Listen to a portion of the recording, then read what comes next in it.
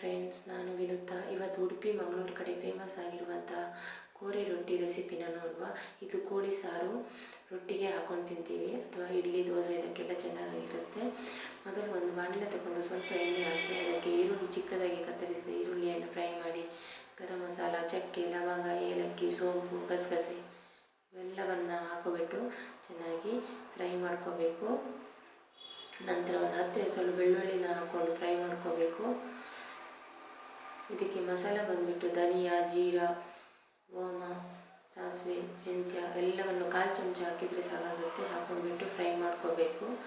ನಂತರ ಒಂದು 10-15 ಬ್ಯಾಡಗಿ ಮೆಣಸಿನಕಾಯಿ ಹಾಕೊಂಡ್ಬಿಟ್ಟು ಫ್ರೈ ಮಾಡ್ಕೋಬೇಕು. ನಿಮಗೆ ಬೇಕಾದರೆ ಪೆಪ್ಪರ್ ಹಾಕೋಬೋದು, ನಾನು ಖಾರ ಜಾಸ್ತಿ ಆಗುತ್ತೆ ಅಂತ ಹಾಕಿಲ್ಲ. ಒಂದು ಚಿಕ್ಕ ಬೌಲ್ ಆಗುವಷ್ಟು ತೆಂಗಿನಕಾಯಿ ತುರಿ ಹಾಕ್ಕೊಂಡು ಇದನ್ನು ಚೆನ್ನಾಗಿ ಫ್ರೈ ಮಾಡ್ಕೋಬೇಕು.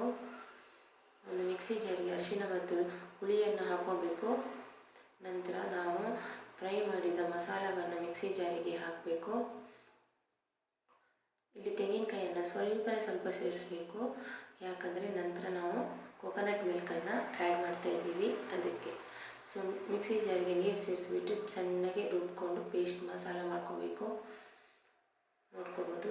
ನಂತರ ಒಂದು ಕುಕ್ಕರಿಗೆ ಎಣ್ಣೆ ತುಪ್ಪ ಹಾಕೊಂಡ್ಬಿಟ್ಟು ಅದಕ್ಕೆ ಕರಿ ಲೀಫು, ಗರಂ ಮಸಾಲ ಎಲೆ, ಈರುಳ್ಳಿ, ಟೊಮೆಟೊ ಎಲ್ಲ ಹಾಕೊಂಡ್ಬಿಟ್ಟು ಫ್ರೈ ಮಾಡ್ಕೋಬೇಕು. ನಾವು ಚಿಕನನ್ನು ಮೊದಲೇ ಸ್ವಲ್ಪ ಉಪ್ಪು ಮತ್ತು ಅರಿಶಿಣದಿಂದ ಮ್ಯಾರಿನೇಟ್ ಮಾಡ್ಕೊಂಡು ರೆಡಿಯಾಗಿ ಇಟ್ಕೋಬೇಕು. ಅದನ್ನು ಇವಾಗ ಮಿಕ್ಸ್ ಮಾಡ್ಕೋಬೇಕು.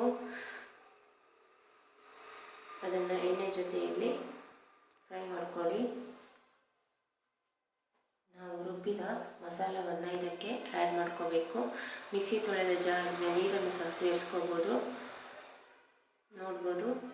ತುಂಬ ನೀರು ಹಾಕಬೇಡಿ. ಮತ್ತು 3 ವಿಸಿಲ್ ಕೂಗಿಸಿ ನಂತರ ಕೋಕೋನಟ್ ಮಿಲ್ಕನ್ನು ತೆಗೆದು ರೆಡಿ ಮಾಡಿ ಇಟ್ಕೊಂಡು ಅದನ್ನು ಸೇರಿಸಿ, ರುಚಿಗೆ ತಕ್ಕಷ್ಟು ಉಪ್ಪನ್ನು ಸೇರಿಸಿ, ಕೊನೆಯಲ್ಲಿ ಕಸೂರಿ ಮೇಥಿ ಮತ್ತು ಕೊತ್ತಂಬರಿ ಸೊಪ್ಪನ್ನು ಸೇರಿಸಿ ಕುದಿ ಬರಿಸಿ. ಇದನ್ನು ನಾವು ಇಡ್ಲಿ, ದೋಸೆ, ನೀರು ದೋಸೆ, ಮೇಯ್ನಾಗಿ ಕೋರಿ ರೊಟ್ಟಿ ಅಂತ ಹೇಳ್ತೇವೆ. ಕೋಳಿ ರೊಟ್ಟಿ, ಕೋರಿ ರೊಟ್ಟಿ ಅಂತ ಹೇಳ್ತೇವೆ. ಇದು ತುಂಬಾ ಫೇಮಸ್. Thank you friends.